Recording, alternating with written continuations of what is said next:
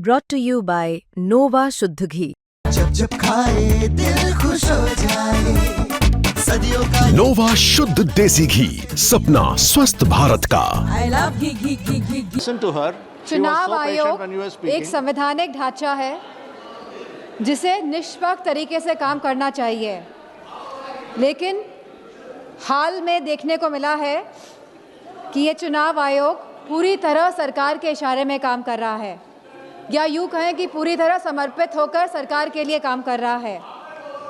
हमने उत्तर प्रदेश के उपचुनावों में देखा है कि किस तरह वोटों की धांधली हुई, कि किस तरह बीजेपी ने मनमानी करी और लगातार चुनाव आयोग को शिकायत करने के बावजूद भी चुनाव आयोग ने कोई भी एक्शन नहीं लिया। और इसी के साथ यह भी देखने को मिला कि पुलिस खुद सादे कपड़े पहनकर वोट डालती नजर आई बूथ के अंदर, लेकिन चुनाव आयोग ने कोई भी अधिकारियों के खिलाफ कार्रवाई नहीं करी। सीसी फुटेज की जब मांग करी गई चुनाव आयोग से, तो चुनाव आयोग ने सीसी फुटेज तो नहीं दिए। इसी के साथ एक ऐसा कानून लेके आई है जहां पे कहा गया है कि 45 दिन के अंदर सीसी फुटेज हटा दिए जाएंगे। चुनाव आयोग पूरी तरह से पूर्ण तरीके से पक्षपाती स्वरूप में नज़र आ रहा है, और ये हम इसलिए भी कहना चाहेंगे कि चुनाव आयोग का जो ये स्वरूप बदला है वह इसीलिए बदला है जब से चीफ जस्टिस ऑफ इंडिया को हटाकर यूनियन मिनिस्टर को अपॉइंटमेंट ऑफ इलेक्शन कमीशन में लगाया गया है। तो कहीं ना कहीं जो बिल पास हुआ दिसंबर 2023 में, जहां पे absolute legal immunity for any action by the election commission, इसके साथ साथ protection from accountability and scrutiny, जो इस तरह का सुरक्षा कवच एक चुनाव आयोग को दिया गया, इस वजह से चुनाव आयोग पूर्ण तरीके से समर्पित होकर सरकार के लिए काम कर रहा है। जो SIR की जो प्रक्रिया है, स्पेशल इंटेंसिव रिवीजन, यह रिवीजन के नाम पर नागरिकता कानून लागू किया जा रहा है। रिवीजन के नाम पर अध्यक्ष जी, चुनाव आयोग द्वारा प्रशासनिक निष्पक्षता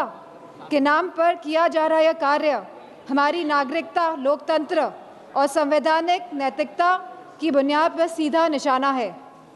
जहां चुनाव आयोग को समय समय पर मतदाता सूचियों के पुनरीक्षण का अधिकार है और वह ये निरीक्षण करता भी है एनुअल समरी रिवीजन ASR के द्वारा, वहीं इस SAR की अभूतपूर्व बात यह है कि एक ऐसी संस्था द्वारा नागरिकता का प्रमाण फिर से मांगा जा रहा है जिसे कानूनन इसका अधिकार प्राप्त ही नहीं है। अब तक चुनाव आयोग एक ऐसी संस्था रहा है जिसका उद्देश्य हर मतदाता को शामिल करने का रहा है, लेकिन इस SIR के माध्यम से मतदाताओं को शामिल करने का यह सिद्धांत उलटकर बाहर करने की दिशा में तब्दील होता जा रहा है। जहां बिहार में SIR कराया गया और लगभग 80 लाख वोटर्स को डिलीट किया गया, और यह सूची आज भी उपलब्ध नहीं हो पा रही है कि 80 लाख वोटर्स आखिरकार कौन थे। वहीं SIR के बाद भी अंतिम मतदाता सूची में लगभग 14 लाख से अधिक डुप्लीकेट वोटर्स पाए गए,